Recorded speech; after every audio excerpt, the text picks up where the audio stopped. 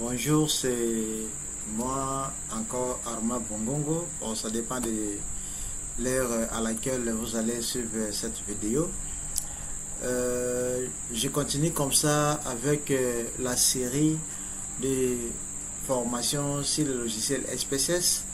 Et à la vidéo précédente, j'avais montré comment faire les tests de kit carré avec le logiciel SPSS. Et avant ça, j'avais parlé de corrélation. Et aujourd'hui, je passe au cours d'économétrie. Pour ce quand je dis ici le cours d'économétrie, je parle de la régression. Alors, il faut retenir qu'il y a deux types de régression. Il y a la régression simple et la régression multiple.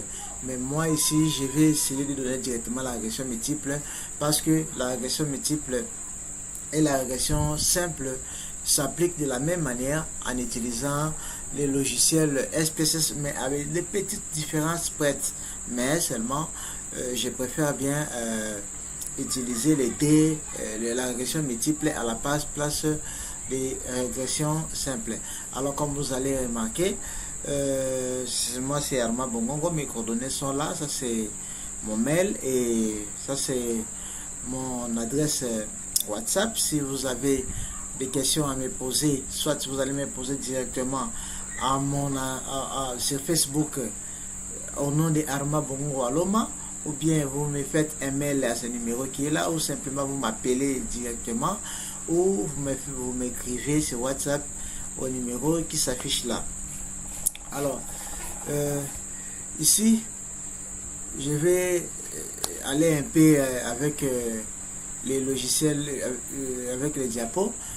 Je commence la généralité par l'utilité de l'économétrie. Ici, on dit que l'économétrie est le principal outil d'analyse quantitative utilisé par les économistes et gestionnaires dans les divers domaines d'application, comme la macroéconomie, la finance, le marketing et autres. Les méthodes de l'économétrie permettent de vérifier l'existence d'une certaine relation entre les phénomènes économiques et de mesurer concrètement des relations sur base des observations des faits réels. Alors, ce que vous devez comprendre ici, je sais que sur YouTube, il y a plusieurs vidéos qui sont déjà mises en place sur l'utilisation de la régression avec le logiciel SPSS, mais moi j'aime un peu avoir des particularités.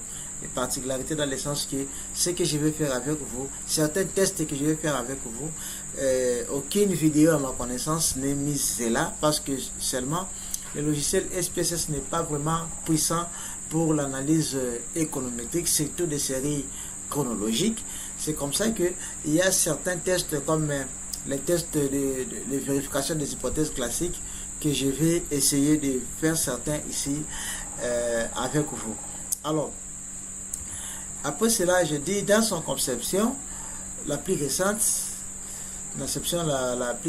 l'économétrie est un ensemble de techniques utilisant la statistique mathématique pour vérifier la validité empirique des relations supposées être phénomènes économiques et mesurer les paramètres de ces relations. Au sens large, l'économétrie est l'art de construire et d'estimer les modèles empiriques adéquats par rapport aux caractéristiques de la réalité et intelligible au regard de théories économiques. Alors, déjà ici, quand nous parlons de l'économétrie, à ma connaissance, est née d'abord à l'économie.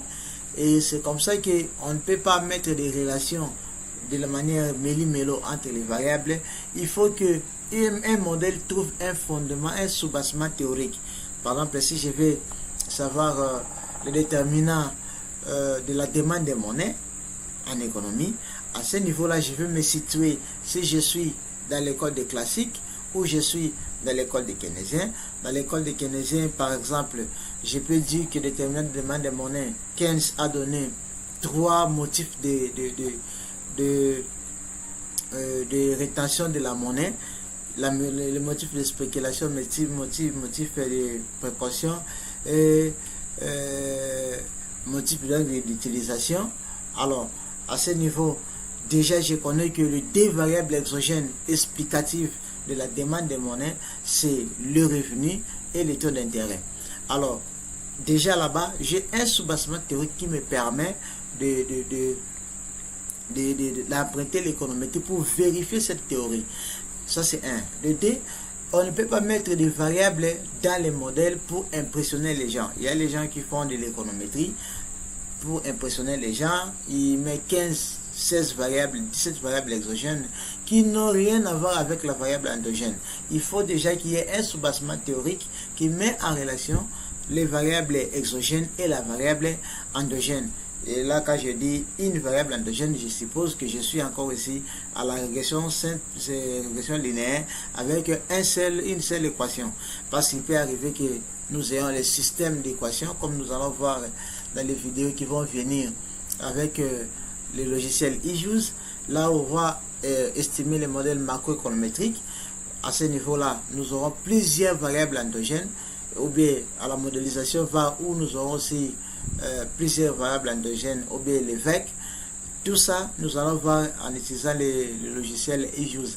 Mais ici, dans SPSS, nous allons nous débrouiller pour montrer comment on peut faire de l'analyse de régression avec le logiciel SPSS. Alors, nous sommes des modèles. On dit que par modèle économique, on attend une représentation simplifiée d'un phénomène sous forme d'équations dont les variables sont des grandeurs économiques. Cette représentation quantitative d'un phénomène économique est fondée sur l'hypothèse concernant le comportement des agents impliqués. En effet, à partir d'une réflexion théorique, on conclut et on conduit à imaginer des mécanismes d'interaction entre différentes variables économiques. Alors, quand je suis en train de revenir ici économique, comprenez que moi je suis économiste et les cours d'économétrie que j'enseigne en première licence dans plusieurs universités sont les cours qui se trouvent leur fondement avec des exemples économiques. Alors, je sais que aujourd'hui il y a la biométrie, il y a la sociométrie, il y a la psychométrie. Chacun dans son domaine, il peut facilement mettre les grandeurs en relation, en rapport avec la théorie de son domaine. Moi, je suis économiste, je ne saurais pas mettre les relations de la biométrie ou bien la relation entre les variables en utilisant la psychométrie. Non, je vais seulement donner l'exemple avec l'exemple économique. Et c'est à vous, dans votre domaine, en utilisant le schéma que je vais donner, en utilisant les interprétations que je vais donner pour appliquer cela dans votre domaine. Alors, la qualité du modèle retenu pour expliquer un phénomène économique donné dépendant des variables qu'il contient, ainsi que des relations liant ces variables. Donc, comme j'avais dit tantôt, on ne peut pas faire de l'économétrie pour impressionner les gens. Il faut, pour avoir un bon modèle économétrique, il faut partir de la théorie économique. Parce que nous, de l'économie, surtout nous, de l'économie mathématique, on nous considère comme les mathématiciens, non? Un économiste mathématicien, il part de la théorie. À partir d'une théorie, d'un soubassement théorique, il modélise. Après la modélisation, il fait les estimations. Et après les estimations, il va revenir à la théorie économique pour vérifier les paramètres estimés provenant de la théorie économique. Quand je dis aujourd'hui que la consommation est fonction du revenu, en utilisant la théorie psychologique de Keynes, je sais que lorsque les revenus augmentent, la consommation augmente pas proportionnellement. À ce niveau-là, j'aurai le coefficient associé à la variable revenu qui est la variable exogène. Ce coefficient que je vais appeler la proportion marginale à consommer, ce coefficient doit varier de 0 à 1. Il peut arriver que je trouve ce coefficient supérieur à 1. Là, je dois creuser la théorie économique, mais dans la limite, ce coefficient varie de 0 à 1 pour dire que soit si c'est 0, c'est-à-dire on ne dépasse rien de son revenu pour la consommation. Si c'est 1, ça veut dire on dépasse tout son revenu pour la consommation. Mais si c'est par exemple 0,80, ce qui veut dire on dira qu'on a affecté 80% de son revenu à la consommation et 20% à l'épargne. Donc, vous voyez déjà à ce niveau, il y a un soubassement théorique que je dois suivre. S'il arrive que je trouve les coefficients associés, le signe du coefficient associé au revenu et c'est négatif, à ce niveau-là, directement, la théorie serait quoi? Si les revenus augmentent, la consommation diminue. Là, maintenant, je dois chercher à caractériser les types de consommation, les types de biens que j'ai de consommation. À ce niveau, je peux dire, par exemple, ce sont les biens les biens inférieurs, parce que lorsque les revenus augmentent, la consommation des biens inférieurs diminue. Ça, c'est normal. Il faut que j'ai un soubassement théorique que je vais essayer de justifier les résultats que je vais trouver. Alors, éléments principaux du modèle. Tout modèle comprend les variables, les relations et des paramètres dont la nature et le rôle doivent être précisés. Donc, lorsque vous avez des variables que vous voulez mettre dans les modèles, il faut justifier la présence de chaque variable que vous mettez dans les modèles à partir de la théorie économique existante. Alors, les variables sont composées en variables exogènes et endogènes. Dans certaines mesures, on y ajoute les termes d'erreur. Les paramètres sont composés des paramètres qui captent les effets marginaux et les paramètres qui sont des élasticités. Alors, dans les diapos qui vont suivre, je vais donner l'exemple. Alors, les relations peuvent être les relations d'identité comptable. Par exemple, ici, dans une économie fermée, j'ai la consommation, quoi, le PIB, l'équation de demande globale, j'ai le PIB est égal consommation plus investissement plus dépenses publiques, dépenses du gouvernement. Ou ça peut être des relations d'identité ou des relations du comportement. Par exemple, ici, la consommation est égale à la consommation autonome plus la proportion marginale à consommer multipliée par revenu. Vous voyez déjà ici, je mets que la proportion marginale à consommer doit être entre 0 et 1, comme j'avais dit déjà bien avant. Alors, la méthodologie de l'économétrie. La méthodologie classique propose les étapes suivantes. D'abord, la référence à la théorie, la spécification du modèle mathématique, la spécification du modèle statistique ou économétrique, la sélection des variables et des données statistiques, l'estimation des paramètres des modèles économétriques, la validation ou la diagnostic du modèle et l'utilisation du modèle. Alors, je peux expliquer ici. La référence à la théorie, donc avant de procéder à l'élaboration des modèles, il faut que vous ayez en amont une théorie qui sous-tend les modèles que vous voulez élaborer. Alors, une fois la théorie existe et les relations existent entre les variables, vous pouvez maintenant procéder à l'élaboration des modèles mathématiques. Une fois vous élaborez un modèle mathématique, il faut que ces modèles-là répondent aux données statistiques. Alors, pour que ces modèles répondent aux données statistiques, il faut y ajouter un terme d'erreur. Alors, lorsqu'on ajoute un terme d'erreur, c'est pour amener un modèle mathématique à une spécification économétrique qui tient compte des termes d'erreur. Alors, une fois vous avez déjà bien ficelé, bien présenté les modèles, vous serez maintenant obligé de chercher, de sélectionner les variables et les données statistiques correspondantes à ces variables. Une fois toutes ces informations sont prêtes, vous pouvez maintenant passer à l'estimation des paramètres à partir d'une méthode appropriée. Parce que, comme nous allons voir dans les diapos qui vont venir, il n'y a pas seulement la méthode de moins de carré ordinaire, il y a plusieurs méthodes, mais on commence par la méthode de moins de carré ordinaire pour savoir s'il y a une violation d'une méthode donnée. On peut passer maintenant à la correction en faisant appel à une autre méthode. Tout ça, nous allons le développer lorsque nous allons parler, nous allons utiliser le logiciel eJOS. Mais ici, avec SPSS, je donne seulement une idée pour que les gens comprennent, pour que les gens qui vont visionner mes vidéos, pour que ces gens comprennent ce que nous allons faire par la suite. Après que les modèles a été estimé, alors nous devons faire maintenant la validation théorique.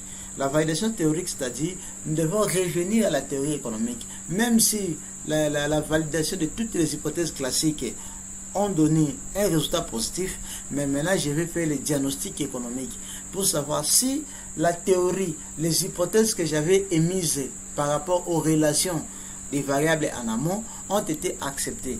Les hypothèses là que nous appelons dans un certain cas, le signe attendu. Si je dis que la variable endogène X, exogène X1 aura un signe positif par rapport à la variable endogène, et lorsque je vais estimer, il faut que je trouve ce signe positif, parce que déjà en amont, j'avais dit qu'il y a une relation positive entre la variable exogène et la variable endogène. Mais s'il arrive après la validation de tous les tests statistiques, tous les tests économétriques ou bien la validation des hypothèses classiques, mais je trouve le signe contraire de ce que j'avais prédit avant, je dois chercher encore à corriger. Alors, une fois tous les diagnostics répondent correctement au signe attendu, à ce niveau-là, je vais maintenant procéder à l'utilisation des modèles estimés, soit par l'interprétation, soit simple, soit par l'utilisation pour des fins de prévision. Alors, type de données, nous avons les données en série temporelle, comme nous allons utiliser ici. Quand on parle de données en série temporelle, c'est-à-dire les données qui varient, les données d'un individu qui varient en fonction du temps.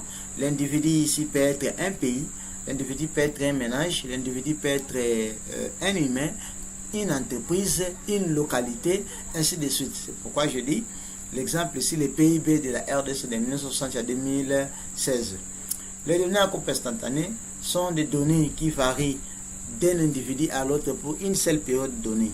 Alors, c'est comme ça que je vais parler ici le PIB des pays d'Afrique en 2010. Les données de panel, ou on appelle aussi les données à double indice, sont les données qui varient d'abord selon le temps et selon les individus. Alors, exemple que je donnais ici, le PIB des pays d'Afrique de 2010 à 2016. Les détails pour l'utilisation de toutes ces données, nous allons les voir lorsque nous allons emprunter le logiciel SPSS. Parce que le logiciel EGIOS ou le logiciel Stata, pour faire les analyses de séries chronologiques un peu avancées, pour faire les données de panel, ainsi de suite, là, avec Stata et EGIOS, ou encore le logiciel R, dont les vidéos sont en train de venir encore.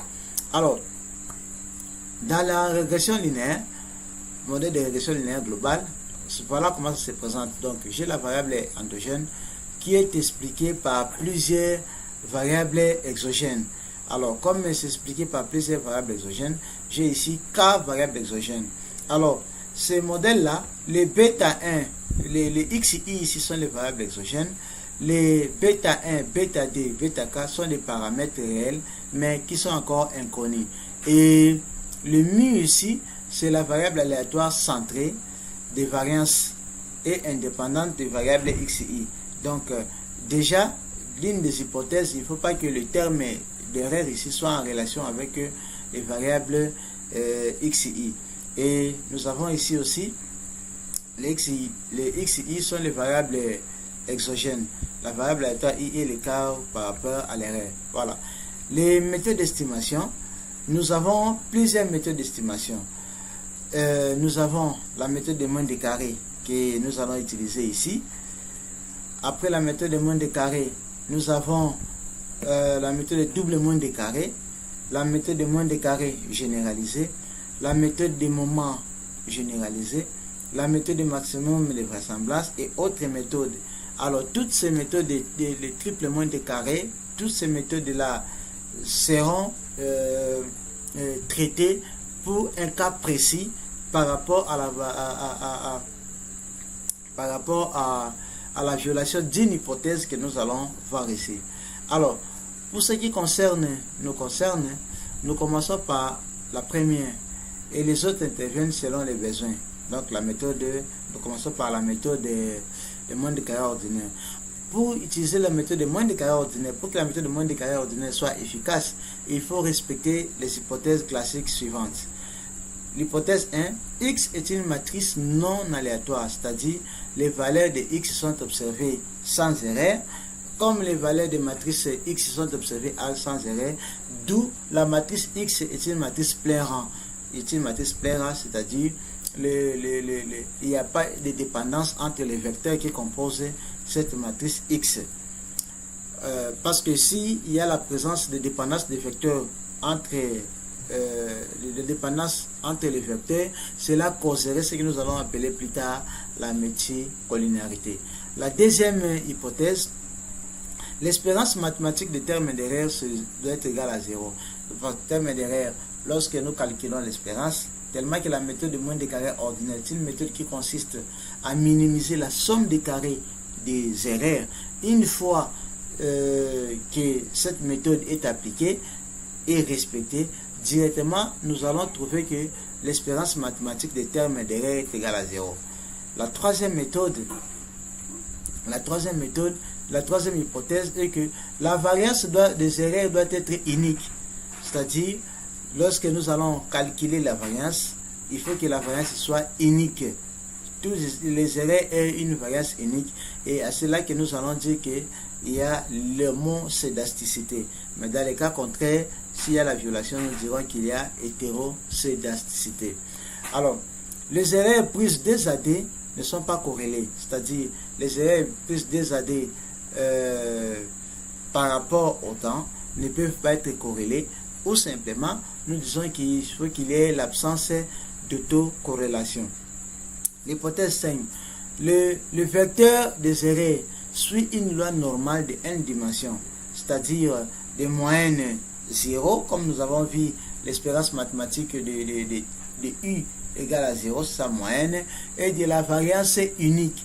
Cette hypothèse de normalité des erreurs est indispensable, c'est-à-dire ça mélange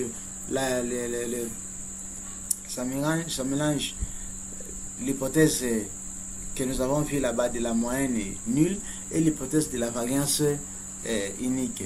Alors, on dit, si on veut utiliser les principes d'estimation des maximums de vraisemblance, mais aussi pour procéder les tests d'inférence. Alors, sixième hypothèse, c'est la covariance nulle entre U et X. On appelle ça même l'hypothèse d'exogénéité, c'est-à-dire les variables que nous avons considérées exogènes ne peuvent pas être endogènes à la variable endogène. Là, nous allons parler d'endogénéité s'il y a la violation de l'hypothèse d'exogénéité. Là, on parlerait d'endogénéité. Alors, lorsqu'il y a l'endogénéité, directement les estimateurs des moindres de carré sont biaisés. Il faut donc quitter le moindre de carré pour utiliser une autre méthode qui permettrait soit d'incorporer les instruments, soit d'utiliser le décalé des variables comme les instruments. Là, nous allons parler de double moins de carré et la méthode de moment généralisée. Voilà, exemple d'application. Ici, nous illustrons toutes les théories que nous venons d'avancer ici par l'estimation de la fonction d'investissement. Ici, j'ai une fonction de type Douglas, ok. La variable endogène c'est l'investissement. A ici c'est les termes qui captent la technologie. Là c'est PIB exposant alpha multiplié par bêta et exposant taux d'intérêt multiplié par S exposant I. Ça c'est un modèle apparemment non linéaire. Si je vais travailler, je vais rendre ces modèles linéaires en introduisant le logarithme dans les deux membres. Si j'introduis le logarithme à gauche, ici, je vais avoir si log de l'investissement est égal à log de A plus alpha log de PIB plus bêta taux d'intérêt, parce que le logarithme de E, comprenez ici, quand je parle de logarithme, ce logarithme n'est pas rien, ça va donner taux d'intérêt, plus le logarithme plus I, parce que le logarithme est exposant I, ça donne ça. D'où, en réarrangeant, je vais poser que le logarithme de l'investissement est égal à l'INV, le logarithme de PIB est égal à LPIB, et taux d'intérêt, là c'est bêta qui est là, plus mi. J'ai les données qui commencent de 1988 à 2020, qui sont reprises dans le fichier Excel que j'ai déjà ramené dans SPSS. Alors, je suis ici dans SPSS. Ce sont là les informations que j'ai. J'ai ici les données qui commencent en année. Ce sont les années. Ici, c'est l'investissement, le PIB, les taux d'intérêt et le temps. Alors, je vais commencer à procéder à l'estimation des de la relation investissement est égal PIB taux d'intérêt, vous avez déjà vu là-bas que j'avais considéré les variables taux d'intérêt, l'investissement et PIB à logarithme. Si je reviens ici, l'investissement et PIB ici sont à logarithme, d'où je dois d'abord créer ces variables-là à logarithme. Pour créer les variables à logarithme, je vais venir ici au niveau des transformés, calculer la variable. Au niveau de calculer la variable, je vais effacer ce qui est là. Je viens ici, j'efface. Je vais mettre ici l'inv, c'est ça la variable, qui serait égal à quoi? Qui serait égal à logarithme de l'investissement.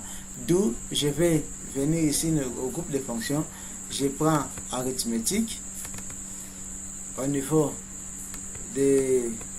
Attendez, ici, je vais venir d'abord, je prends un ici, je clique, je viens là-bas, non? Je viens de venir d'abord ici, au niveau, je prends arithmétique, oh c'est quoi? Voilà, quand je prends arithmétique, je viens ici, je ne prends pas logarithme à base 10, mais je prends toujours ln. Je clique sur ln, et vous voyez, ça vient là-bas, et directement je viens ici, je choisis la variable que je vais envoyer, je clique là, vous voyez, ça devient directement ln de l'inv, ok, et je clique sur ok, directement ma variable l'inv est créée. Je vais venir encore à transformer, calculer, cette fois-ci j'enlève l'inv qui est là, j'enlève ici, je vais calculer quoi? Je vais calculer LPIB, je mets ici LPIB. Alors je viens au niveau de, j'ai double-cliqué sur ln ici, d'abord je dois choisir arithmétique là-bas, je viens ici, je prends ln, et je viens ici, j'envoie PIB à l'intérieur, vous voyez, ça devient ln PIB, je clique sur OK. Alors, si je viens au niveau de ma base de données, j'ai la variable l'inv et la variable LPIB. Donc, maintenant, je peux procéder à l'estimation de mes paramètres. Je vais aller dans Analyse, Régression, Linéaire. Je prends linéaire, j'enlève les variables, les valeurs qui sont là. J'enlève. Voilà, je mets ici l'inv comme variable endogène. Je mets ici LPIB et je mets aussi les taux d'intérêt. Déjà ici, vous voyez, quand je détermine, je suis en train d'estimer les déterminants de PIB, le déterminant de l'investissement.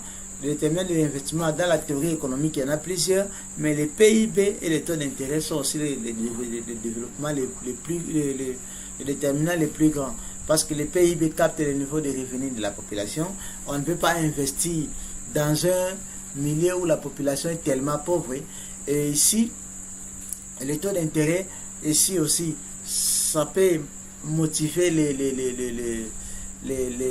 l'investissement ou ça peut décourager. Comprenez que lorsque un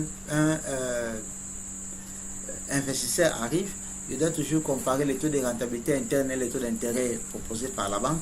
Si le taux de rentabilité interne est inférieur au taux proposé à la banque, il va abandonner son investissement. Si le taux d'intérêt proposé à la banque est inférieur au taux de rentabilité interne, là, il peut facilement investir. D'où le taux d'intérêt est un facteur très capital pour l'investissement. J'ai ici les deux variables exogènes et là-bas ma variable endogène l'inv. Alors si j'ai pris la variable exogène en logarithme, uniquement les deux variables ici en logarithme, pour que ça me permette d'interpréter pas comme l'effet marginal, mais plutôt comme comme l'élasticité. Alors je vais venir au bouton statistique, je vais laisser ici estimation et là je coche qualité d'ajustement, je dis faites-moi les tests de collinéarité pour savoir s'il y a la multicollinéarité entre les variables ou pas, et je viens ici, je dis calcule-moi les tests de Gilbert-Watson. Comme le test de Gilbert-Watson ici, c'est un test de présomption qui permet de voir s'il y a l'autocorrélation de premier ordre. Alors il faut retenir que le test de Dilbert-Watson est utilisé uniquement dans les 3 situations. Première situation, il faut que la constante fasse partie du modèle. S'il n'y a pas de constante dans les modèles, on ne peut pas utiliser le test de Dilbert-Watson. La deuxième condition, il faut pas qu'il y ait les variables décalées. C'est-à-dire les variables décalées, les variables, par exemple, y est fonction de y moins 1.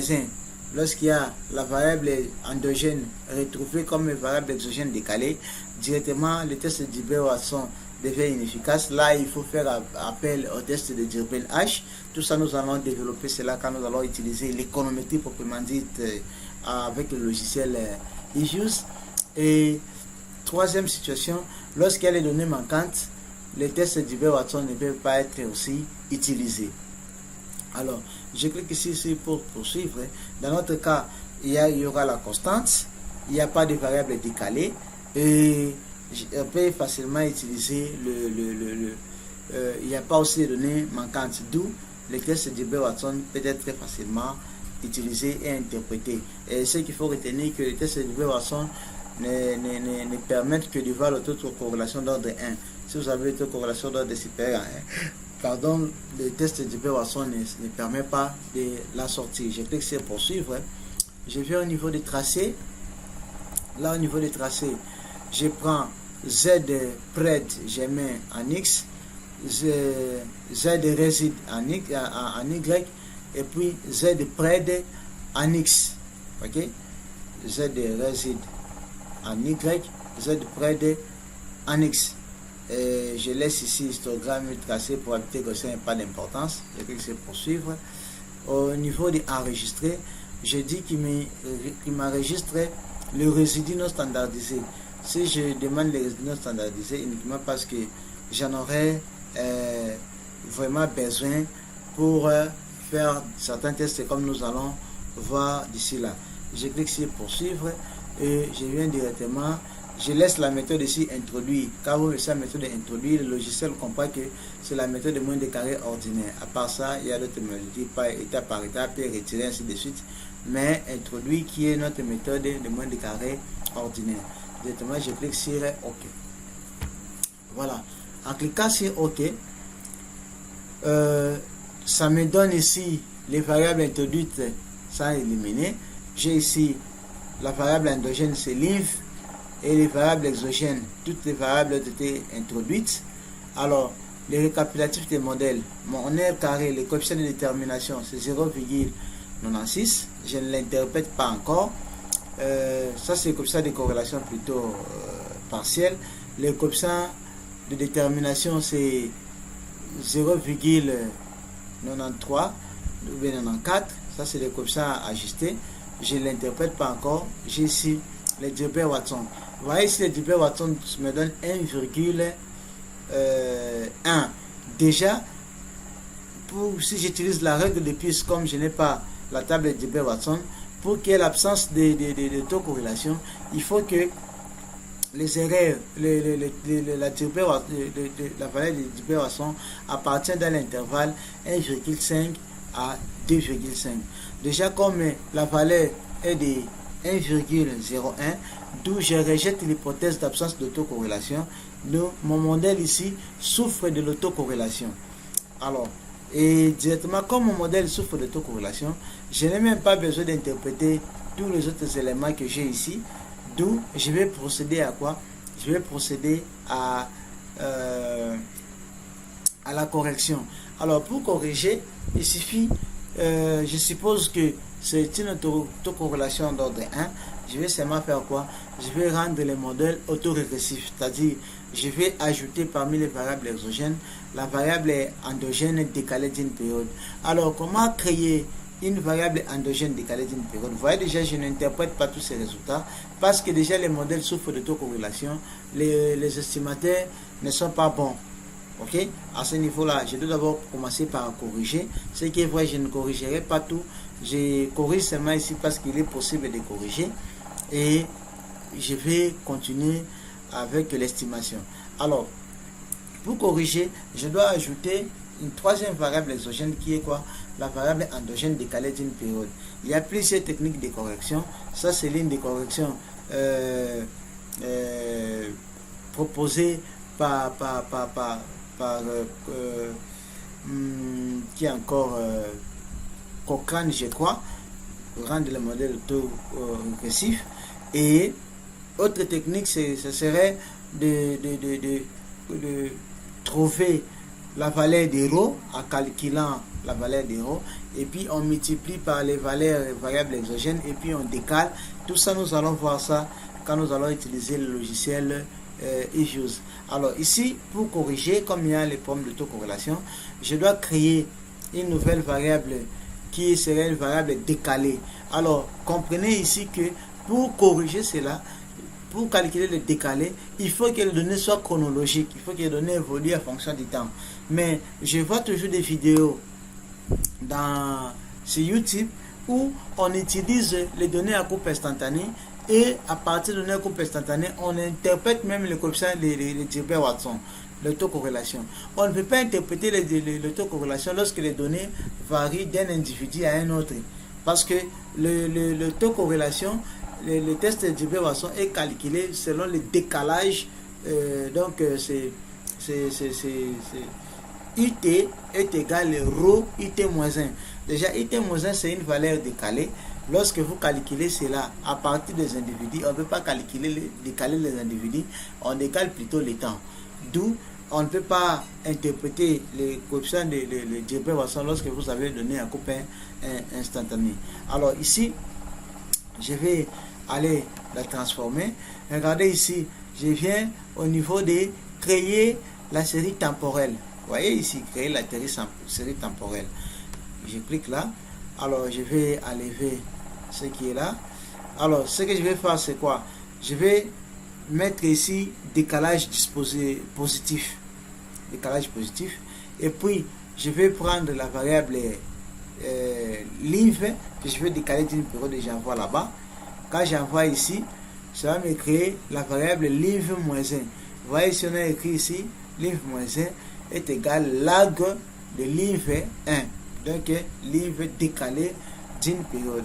Alors, si je vais décaler au-delà d'une période, ou 2 périodes, ou 3 périodes, je dois modifier seulement ici. Mais moi, je décale d'une période. Alors, je vais cliquer sur OK. Une fois cliqué sur OK, si je viens à la base de données, vous voyez, j'ai ici d'abord les résidus que je vais enregistrer, mais j'ai la nouvelle variable qui est live décalé d'une période. Regardez, la première valeur de live ici c'est 5,06. Là j'ai décalé d'une période, ça commence à la deuxième période de 89. Ce qui était la deuxième période ici, ça devient troisième, et ainsi de suite. Alors je vais reprendre maintenant l'estimation. Je vais aller encore dans analyse. Je viens ici, régression linéaire. Alors j'ajoute la variable live là, ici. Alors je garde toutes les informations que j'avais émises ici. Ce qui est vrai, j'aurai une nouvelle variable de résidus. Ça sera juste à côté ici. Parce que là, j'ai qualité d'enregistrement, tout ce que j'avais fait avant. Et Dilbert-Watson, comme il y a déjà la variable endogène décalée que j'ai incorporée parmi les variables exogènes, Dilbert-Watson ne me servira presque à rien, mais je vais voir comment ça va se comporter. Tracé, je vais laisser ce que j'ai mis là-bas et enregistrer la même chose comme je venais de faire. Et puis je vais cliquer sur OK. Voilà. J'ai maintenant ici, vous voyez, l'autocorrélation de Dilbert-Watson devient 2,4. Vous voyez, ça a augmenté. Et même le coefficient de détermination a augmenté. Alors, à ce niveau, je suppose que la correction, le fait de rendre la variable autorégressive a corrigé les problèmes que j'avais d'autocorrélation. Alors, ici, je vais venir là, au niveau d'ANOVA, c'est-à-dire ANOVA ici, c'est les tests de Fisher par rapport à la significativité globale du modèle. L'hypothèse nulle, c'est que le modèle n'est pas globalement significatif. L'hypothèse alternative est que le modèle est globalement significatif. Je pense que si je viens ici au niveau de... je quitte là, vous voyez, ça c'est test de significativité des paramètres. ici c'est le test de significativité globale du modèle. Vous voyez ici j'ai R carré égale à 0, le modèle n'est pas globalement significatif, ainsi de suite. Alors avant de procéder à tester tous ces éléments, je vais d'abord essayer d'analyser de faire les tests les tests de hétéroscédasticité de White. Pour faire les tests d'hétéroscédasticité de White, vous voyez ici test de White. On dit ici le test de White est très proche du précédent. Okay? Il est fondé sur la relation significative entre les carrés des résidus et plusieurs variables exogènes explicatives en niveau et au carré au sein d'une même équation. Ok, donc avant d'interpréter les résultats là, je vais tester d'abord si alors l'hypothèse nulle ici c'est voyez, je vais avoir x1 plus bêta x1 au carré, xd plus bêta xd au carré, ainsi de suite. Alors pour notre cas, comme nous avons des variables exogènes, on aura les deux variables exogènes élevées au carré, et puis que nous allons tester avec les résidus pour voir s'il y a la violation de notre hypothèse de homoscédasticité. Alors à ce niveau là, qu'est-ce que nous allons faire? Nous allons comparer les LM tests, c'est-à-dire que le R carré qui va venir là-bas, nous allons comparer cela avec les qui carré à 2 degrés de liberté qui est simplement 5,99. Alors s'il arrive que n multiplié par R carré que nous allons trouver ici est supérieur à 5,99, voyez ici, directement nous allons faire quoi? Nous allons rejeter l'hypothèse de, voyez, si n multiplié par R carré est supérieur à ceci, au lieu de la table, on rejette l'hypothèse de homoscédasticité. Dans les cas contraires, on accepte. Ou simplement, si parmi ces coefficients, il existe un coefficient qui est significativement différent de 0, à ce niveau-là, nous allons dire qu'il y a hétéroscédasticité. Si tous les coefficients ne sont pas significatifs, on dira qu'il y a absence d'hétéroscédasticité. Alors comment je vais le faire? Je vais rapidement calculer les résidus au carré. Je vais aller là, calculer ici, je vais écrire ici res carré, ok, res carré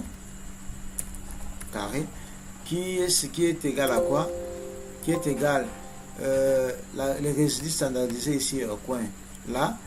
Je vais faire ça exposant 2. Vous voyez, exposant c'est ça, je clique sur exposant D. Alors je clique sur OK. Je vais aussi créer LPIB au carré et taux d'intérêt au carré. Je vais là, je prends ceci, j'enlève d'abord ici, j'aurai LPIB carré qui serait égal à quoi? Je mets LPIB, j'envoie là-bas, je mets exposant D. Voilà, je clique sur OK. Et après ça, je prends encore, je calcule, j'enlève ceci, je mets, voilà, je mets maintenant lymphe au carré, ok, je prends lymphe, j'amène là-bas, exposant D, et puis OK. Alors une fois que cela fait, je vais maintenant aller encore dans analyse, régression linéaire. Alors cette fois-là, je vais enlever lymphe ici. Oh non, c'était pas lymphe que j'allais faire là-bas, c'était taux d'intérêt plutôt. Je vais d'abord chercher, je vais calculer taux d'intérêt au carré. Ici, j'enlève d'abord ça. C'est taux d'intérêt carré, TX1 T carré, et qui serait égal à quoi? Qui serait égal à taux d'intérêt exposant D. Voilà, c'est ça.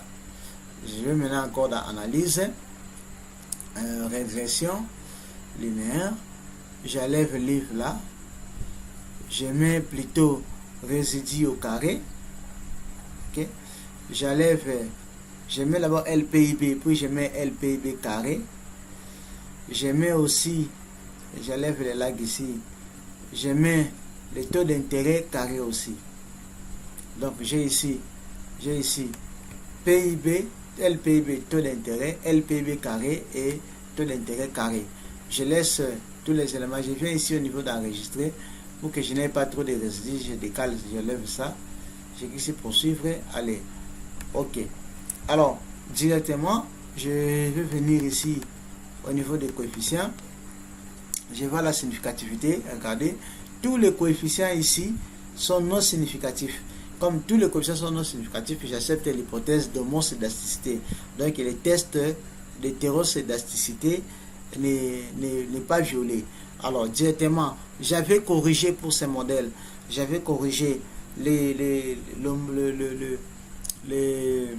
l'autocorrélation, j'ai corrigé, j'ai testé l'homoscédasticité, il n'y a pas de problème.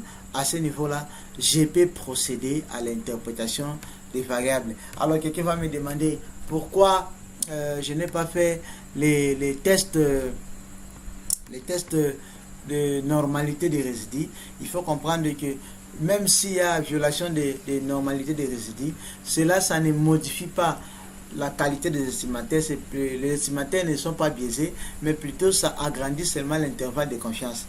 D'où ça ne sert à rien, même si la normalité des résidus pose problème, mais comme les modèles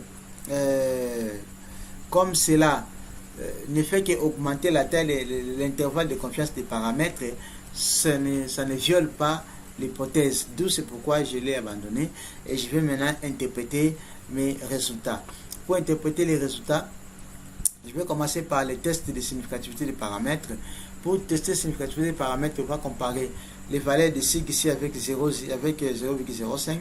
Je vais voir que tous mes coefficients ici sont significatifs, significativement différents de 0. D'où je vais dire ici quoi? Je vais dire, si on augmente les PIB de 1%, les investissements vont augmenter de 0,65%. Ou simplement, si les PIB augmentent de 10%, les investissements vont augmenter de 6,47%. Par contre, si le taux d'intérêt augmente d'1 point, les investissements vont baisser de 0,047%. Ou simplement, si on augmente le taux d'intérêt de 10 points, les investissements vont baisser de 0,47%. Voilà. Et en plus, je vais rentrer au niveau des coefficients de détermination qui est égal à 0,97. Je vais dire que 97% des variations de l'investissement sont causées par les variations des variables que nous avons retenues dans les modèles. Donc 97% des variations des investissements sont causées par les variations des taux d'intérêt et les taux les PIB. Et déjà ici, si j'ai interprété les coefficients de corrélation uniquement parce que le test de Fisher a donné une probabilité égale à 0. Vous voyez ici le test de Fisher, on a dit ici, test de significativité globale, le modèle globalement significatif. Ici, on compare le Fisher calculé avec la probabilité 0,0. Mon Fisher calculé ici, c'est 0,236 qui a une probabilité de 0,0 qui est inférieure à 0,05. Alors, donc ici, le PIB influence positivement les investissements. Ça, c'est théoriquement, le signe attendu est valable. Taux d'intérêt est négatif. Théoriquement, le signe attendu c'est négatif parce que si le taux d'intérêt augmente, les investissements baissent. Si le taux d'intérêt diminue, les investissements augmentent. C'est en fait c'est là la conclusion et l'interprétation des résultats que nous avons trouvés. En tout cas, cette vidéo est dédiée au patron de secteur académique de la RDC, à son excellence Thomas Loaka Losanjola. Je connais le Congo. Et aussi aux étudiants de l'université de Kisangani, l'université de Sepomat, l'université Shalom de Bunia, l'université de Ouélé, l'IEC Kisangani, ici j'ai Kisangani, et l'université de Sepomade, tous les autres étudiants qui me suivent, à mes collègues de NPTCI, que ce soit les anciennes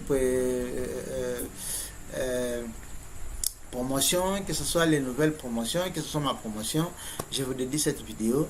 Nous nous retrouvons à la prochaine vidéo.